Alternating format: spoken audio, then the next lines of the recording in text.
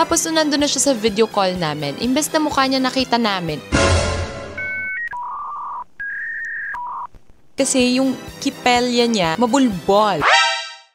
Mag-umpisa ka na ng mga kasalanan dito sa Okay lang ba yung kumpisalon natin? Yung nakaupo na lang ako. Parang hindi na ako napapagod sa buhay. Sige na naman. Sige na. Sige na. Upo na lang ako sa kumpisalon. Please lang. Please lang. Pagpitin nyo naman na ako. Minsan lang naman to. Sige na. Please. Pwede ba pabigyan niyo ka na nakaupo na lang ako sa kumpisalon ko?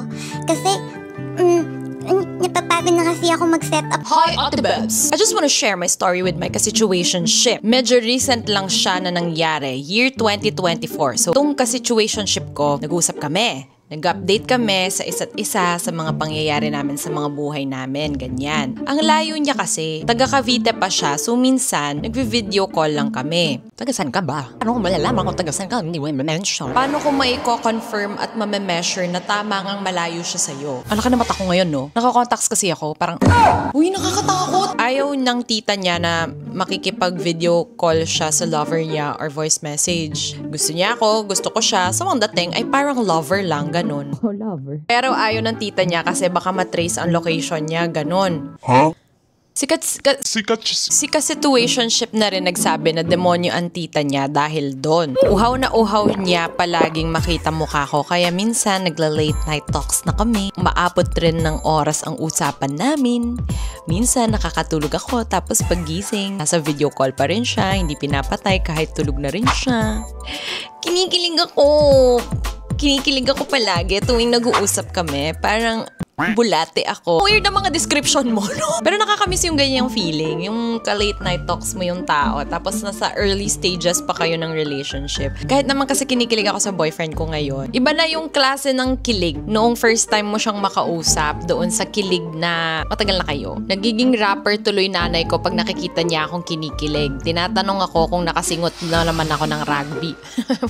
Then may one time, habang ka-video call ko siya, nag-ask yung friend niya kung pwedeng sumama sa video call namin. I don't mind naman kasi kilala ko rin siya. Tapos nung nandun na siya sa video call namin, imbes na mukha niya nakita namin.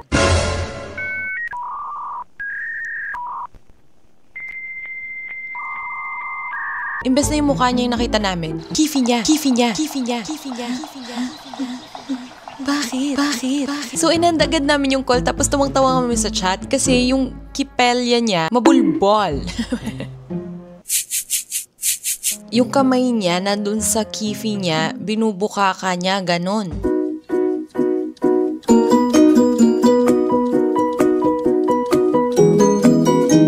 Natawag tuloy naming Black Forest ng Red Ribbon. Saglit, bakit yung ginawa yun?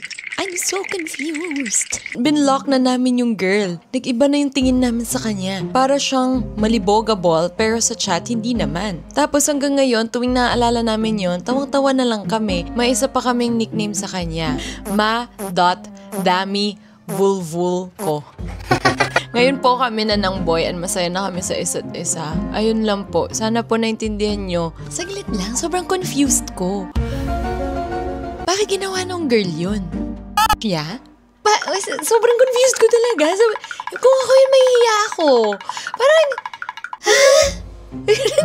sobrang dami kong question sa buhay. Parang kinwestiyon ko na yung buong pagkatao ko. Bakit ba ako nandito? Ano ba? Palala yung mga kumpisalon natin. So yun, mag-ingat kayo sa bagyo ha. Kung meron kayong mga extra, pera, ganyan. Kung meron lang namang extra, meron namang mga donation drives dyan na pwede kayong mag-ano. Pero ako, para sure lang, sa Angat Buhay ako nag-donate. Yun lang naman sasabihin ko. Bye. Goodbye.